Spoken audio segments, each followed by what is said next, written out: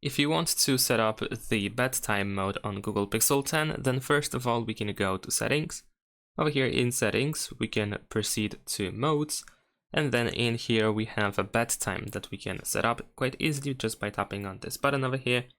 We can create a routine, so the bedtime mode can be automatically enabled and disabled. You can also manually turn it on or off. You can manage notifications over here, so you can filter notifications so that you can receive notifications only from specific people, apps, and other stuff. And we also have display settings in here.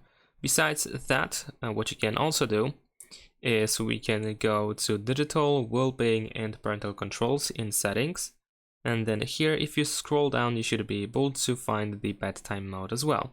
So this is how it looks like. And this is pretty much a similar thing, but in here you can actually we can actually enable cough and snore detection as well. And we can customize the setting a little bit more, I believe. Actually, it seems that we are getting back to the mode. But in here, as you can see, we also have a little bit of a summary. We have the cough and snore info, bedtime activity, and so on and so forth. So that's pretty much it. Thanks for watching. Leave a like and subscribe.